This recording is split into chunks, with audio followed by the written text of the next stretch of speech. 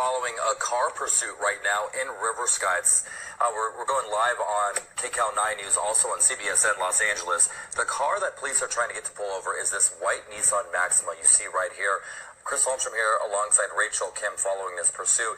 Not a lot of information. We do know this pursuit started in Montclair. We know CHP is the lead agency for this white vehicle, and right now currently in Riverside. Rachel. Yeah, Chris, we are told it started just before 7 p.m. Again, a CHP pursuit that began in the Inland Empire. The car, the white Nissan Maxima, just getting off the freeway in Riverside.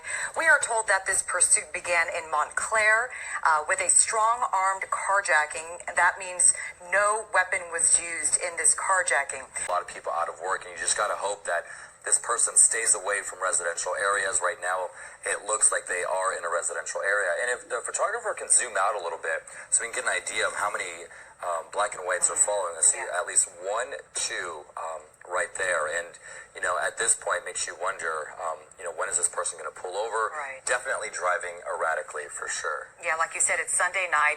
It doesn't look like there's too many cars on the road right now. So fortunately, he's got open space in front of him. 2 units, as far as we can see, following behind him. Not sure if they've been able to really communicate with CHP, but definitely we'll learn. So, all right, so they're taking left at this intersection right here, and they just keep going. I wonder if they're going to get back onto the freeway, or if they're actually going to stay on these local surface streets right now. Right now, we are going to get some great insight from Dave Avila. He is a former LAPD pilot. Dave, thank you so much for joining us. I know you just joined in on this pursuit. What can you tell us? What do you see going on right now? Hello, Rachel, Chris. It just from what I understand, it's a strong arm carjacking. We got a couple of suspects inside. The officers, knowing that, will pretty much stay with this pursuit. I'm not sure if they'll go into the tracking mode, but they're going to go ahead and stay on them. And if they believing.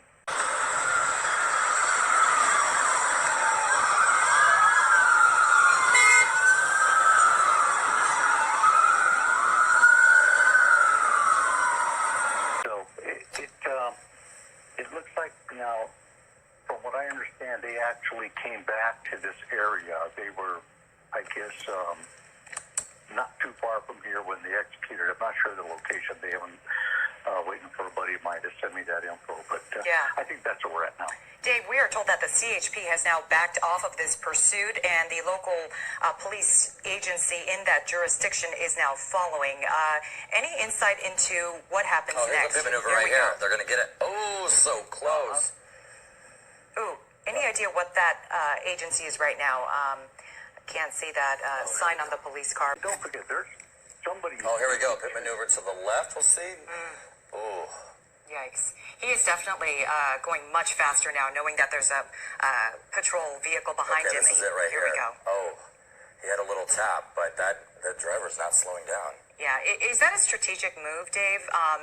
Is that tap very subtle at this point, not to cause that car to spin out and possibly crash into other cars? What's the plan right now when you're you're the police following this vehicle? They're broadcasting, they're working, they're speaking to other agencies, but right now, they do want to get this suspect stopped. Here we go. It's another opportunity for them. They've tried clipping him on the right. Yeah, here they go again. Yeah. Let's see if they step up a little.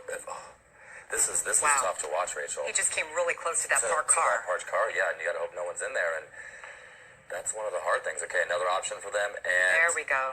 Okay.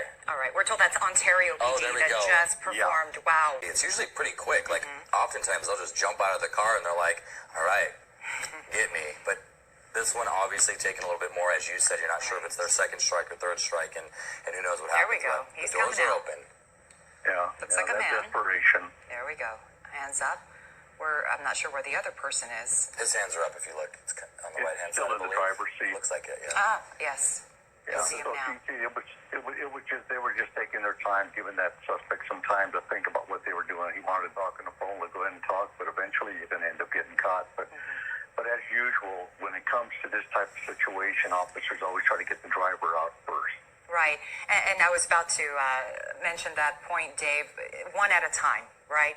You get Yeah, one oh, safely into custody, then the passenger next. And then pulling up his shirt to show there's no weapons on him. So Yeah.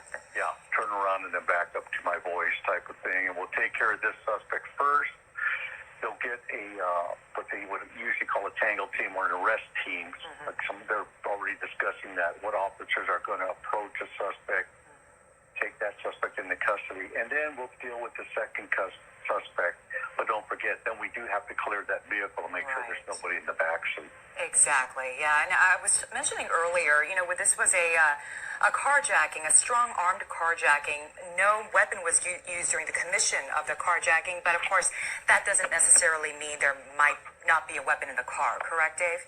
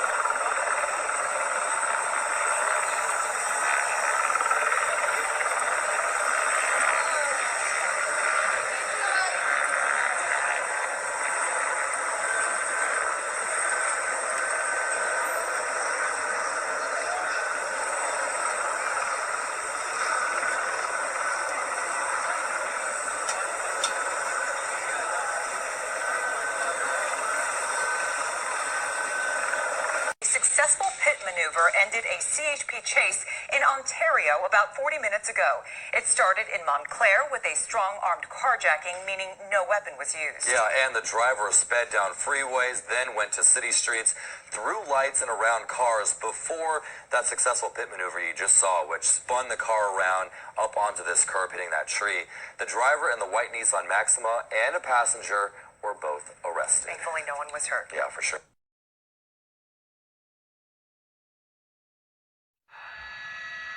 This is Venice. All right. Hello, and thank you for joining us on KTLA.com. This is Colton Von Pertz aboard Sky5 with my pilot, Derek Bell. We are following this pursuit of an assault with deadly weapon suspect involved in a shooting. They shot two people at Alameda and the 10 freeway just a few minutes ago. LAPD in pursuit of this vehicle, getting on the freeway at the 10. And now we are at Venice and Victoria here in Los Angeles. You can see the large contingency of units behind them.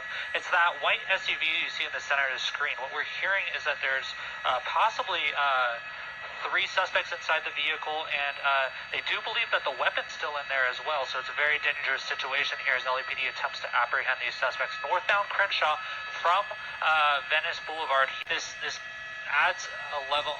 We have some traffic ahead. Let's see. Stop traffic. Going to go down that center divider, see what we do here. We have an officer right behind him. Still down that center divider, green light now, so that's going to help. Let's see what he does here when it comes up to the intersection. Left-hand turn on Olympic from Crenshaw.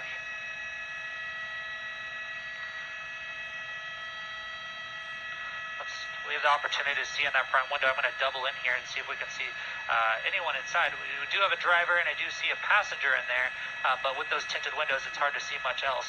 I'm going to pull back out so we have a little bit wider of a shot. Luckily, no cross traffic, and we have some green lights here. Still going super high rate of speed, 60 miles an hour now, weaving around these cars all the way from that left lane over to the right.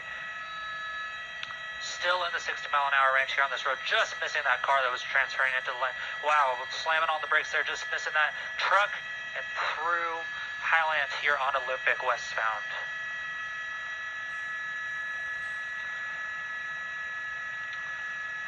All right, and now we are turning right onto Mansfield. What the big worry here is in these residential tracks, but we were in this area a little earlier today as well. You can see that unit right behind them, showing that they're still here, they're still in pursuit. They're not going to let these suspects get away as we are now on 9th Street.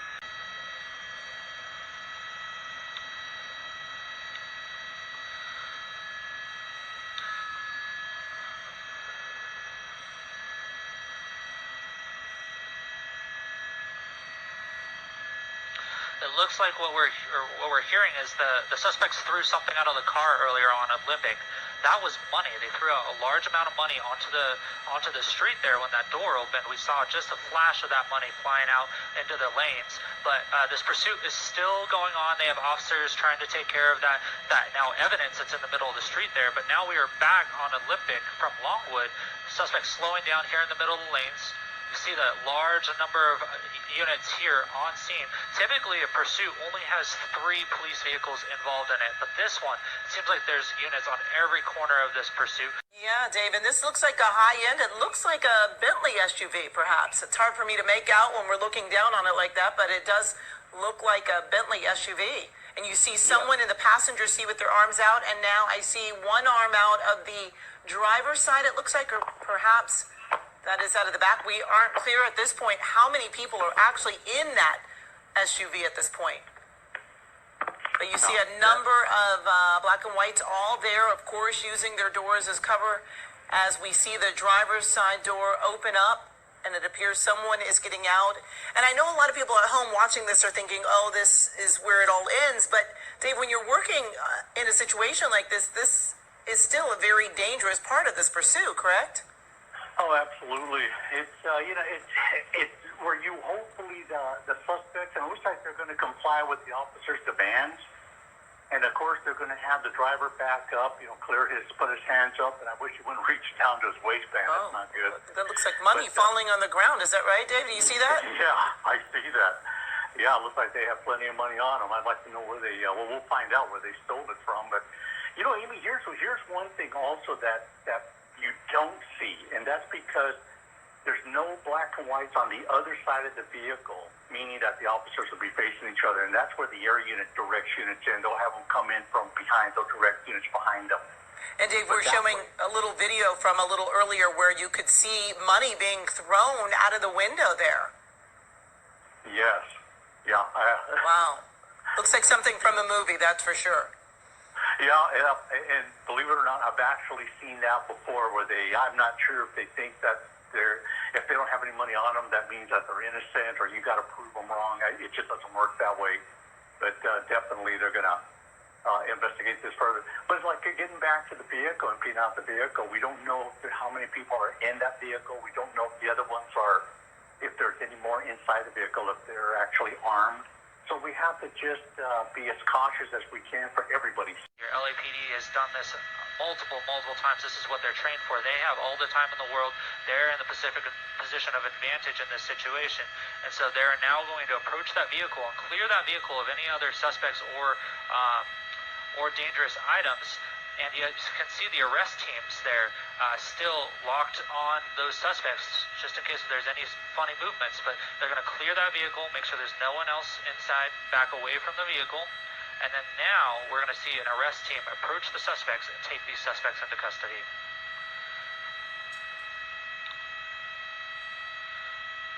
There you go. Passenger is now detained. You can still see the officers watching the vehicle, and now an arrest team is approaching the driver. They're at the bottom left of your screen, taking that driver into custody as well. So all this started in central Los Angeles.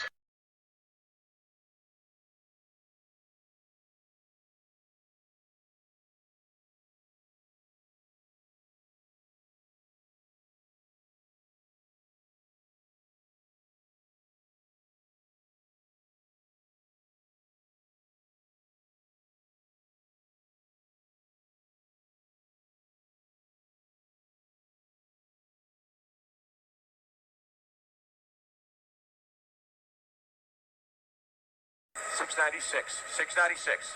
Here they are. They're trying to fit them right now.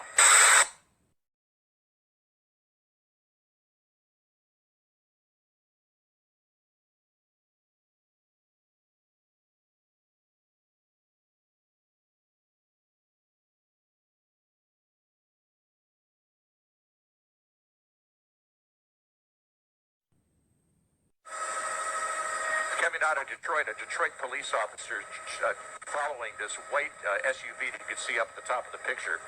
We're doing our best to keep up with this vehicle that's actually been exceeding 110 miles an hour. You can see it's been joined by two other law enforcement officers, one of them a state trooper, another one, I believe, a Southfield police car. We've made it all the way from the Southfield Freeway up onto I-696 now. The chase has now gotten us to a point into Macomb County. We're eastbound on I-696. This vehicle continues east right in the area of Ryan Road. It's just after DeQuinder. It looks like police there now, as you can see, in front of the white SUV. So the police vehicle, they're trying to box in. This vehicle has been very reckless, driving along the shoulders, also into high speed and low speed lanes of travel, and endangering a lot of motorists, particularly as it came up Southfield Road. It was using the center turn lane on Southfield Road all the way between the end of the freeway there near 9 Mile up until the point where it entered the I-696 interchange. So we're on the Ruther Freeway now. We're coming up on Mound Road in the Warren area. Eastbound, you see that the vehicle just swerving in and out of traffic along the shoulders of the roadway. 3 police cars now in pursuit. They've got the exit ramp here to Mound Road. Looks like he's going to be forced off the exit to Mound right now. See that flatbed semi? It was not allowing the driver to continue any further on the freeway. So now they've got on the exit ramp to Mound Road. 1 police car in front, 1 behind. They're going to see if they can box in this vehicle. We got all 3 police officers now slowing him down. And that vehicle's now run off the roadway into the embankment. He's up on the grassy area now. If he continues along this stretch of roadway, he's going to get back onto the freeway. Yep, there he is, back on I-696 eastbound right now. He made the maneuver. A state police trooper did the same thing, and he has stayed with this vehicle. Looks like they've got a door open on this vehicle now, so apparently they're getting ready to bail out of the vehicle, or for some other reason they're beginning to stop. I don't know if they're having mechanical problems or if they've run out of gas. Going very slowly now along eastbound 696 with a state trooper directly behind this car on the left shoulder of the roadway. We're right at the Mound Road interchange here in the city of Warren, Michigan. I'm sorry, Vic, I couldn't hear you with the static. Say again.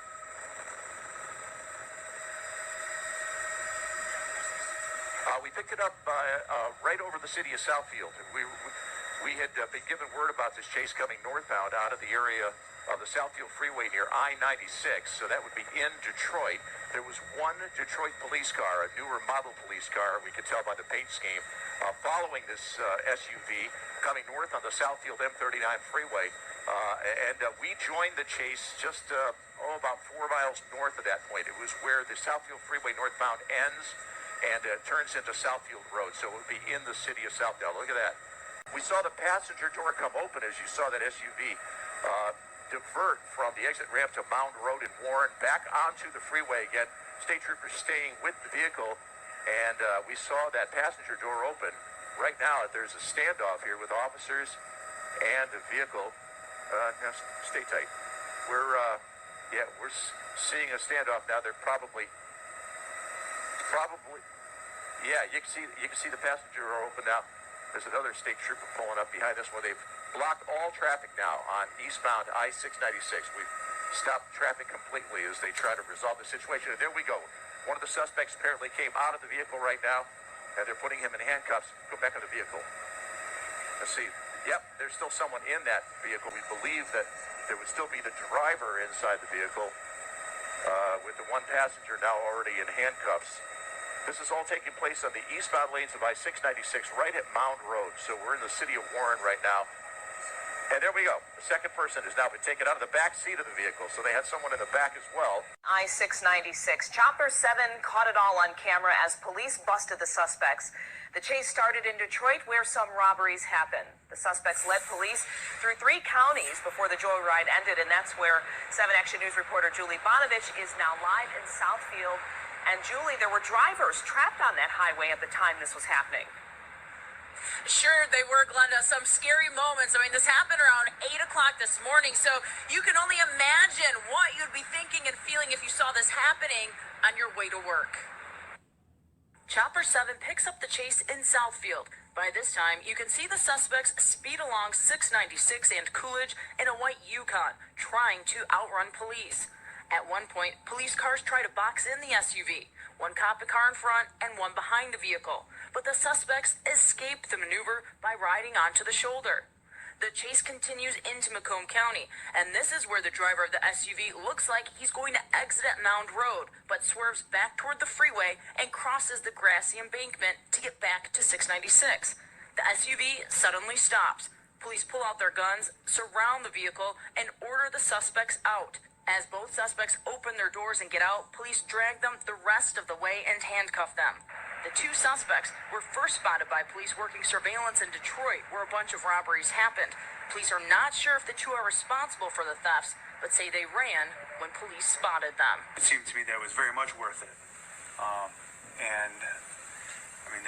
They stole a vehicle, they took it out, they were very reckless and careless in and around a school zone. That could potentially have killed young children. I don't know if I need any more justification in protecting our children to actively pursue these suspects. And it's still unclear why they suddenly stopped on the freeway. We asked police if maybe OnStar got involved and stopped the vehicle, but they said no.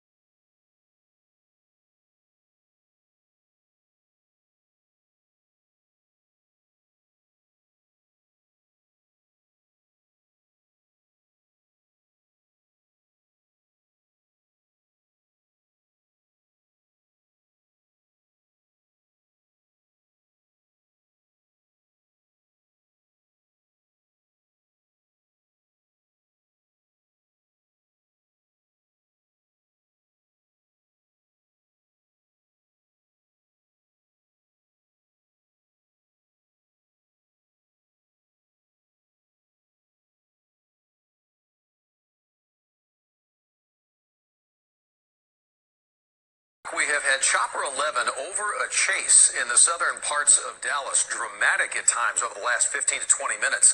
So about 15 minutes or so ago, the suspect was on the service road around I-20, Bonneview. Car crashed into another one, and then fast forward, this is the moment the driver bolted from the car, ran into this nearby business through that door that you see, got into the door after going through a locked one earlier, got to another door, able to get in, as you see. Police were right behind him, though. A few seconds later, as you see, thankfully, they get him out. He is in handcuffs, hopefully without incident inside. We are working to find out exactly who that driver is. Police did just tell us that officers were making a felony traffic stop on him, so that's a very serious stop.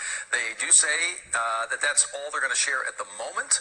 The person in the other vehicle who I speak about was out of the vehicle and talking to police. Police arrested a murder suspect after a high-speed chase during the afternoon rush hour. This is crazy. Hannah Battah has a look at exactly how this chase ended. Yeah, of course, the chase having been happening during the afternoon rush hour adds to the danger of all of what took place in southern Dallas County. Police at one point did have to pull back, but Sky 4 captured it all. Police tried to stop him in the Redbird neighborhood near I-20 and Highway 67. They say he took off, headed east on I-20, at times driving 100 miles an hour. Dallas police have a strict policy to fall back when speeds get that high during a chase, but they were able to keep a closer eye on him from the sky. The suspect lost control a few minutes after that chase started. He was on an I-20 service road near Bonneview Road in southeast Oak Cliff. He hit another driver, forcing the car into a fence. The suspect then got out of his disabled car and took off. Sky 4 followed him as he ran to a nearby trucking company. First doors he tried were locked, but you could see he ended up walking around the building and slipping into that door right there as someone else was leaving. Police ran in after him and brought him out in handcuffs about a minute later. Fox 4 caught up with the driver who was hit on the service road. He was not seriously hurt and, in fact, was pretty upbeat about the situation even though his car was damaged. I literally just leave work. Didn't even make it about 30, 40 feet. I see a car in my rear view coming full speed. It hit me so fast, all I had time to do was look at it and then get hit. Even though you didn't mean to, you kind of help the police, right? Made me feel better about myself. Feel like I did that good deed for the day. Dallas police have not released the suspect's name or any details about the murder he's connected to. That man you just heard from works for a car dealership in Dallas. His father, who is the manager, showed up to help get him taken care of. He says he knows that crash could have had a far worse outcome. Back to you. Well, the original one, or what they're saying, the officer that was following it in the beginning in the Topanga area, they basically were saying reckless driving, but like literally a block or two away, they were chasing somebody that was taking parts off of a stolen motorcycle in the wash. So we up here are kind of guessing that maybe these two things are related. Right now, though, that motorcycle, you can see the speed's kind of slowing down there, but he's got to know that there's a helicopter, an LAPD helicopter, that is much lower than we are over him. And again, look at the way he's driving there. The feet are coming out, that uneasiness around those corners, and it looks like now, like maybe even the motorcycle's given up, and that would be excellent. Or maybe he stalled it. That might be part of it as well. And these type of maneuvers are like when you see something like that, you're thinking this guy not really experienced, rolling through a red light apparently right there. You just don't want to see anybody get hurt. LAPD, they're on that same page as well. But right now, hopefully that motorcycle is going to just kind of conk out and officers will be able to take this guy into custody. But we're watching it right now. He's still on Reseda Boulevard, moving very, very slowly. But I'm guessing that motorcycle probably running out of gas. Definitely, but you can see the bike kind of picking up speed every now and then. That guy, that leg coming out, that is just shows inexperience. And also now he's like looking behind him more than he is in front of him. The slower speeds, hopefully nobody's going to get really hurt, but you can see that bike just continuing now, making its way into some of these residential areas. Speeds extremely slow, probably I would say maybe 20 miles an hour or so. LAPD, the helicopter, still calling out the locations. So we're guessing that, not re-engaging the pursuit, but we're guessing that some officers might be getting behind him here shortly. It's hard to see, but there is an officer directly behind that motorcycle. Right now, this is basically, it's over. That guy on the bike has just got to know that this is over.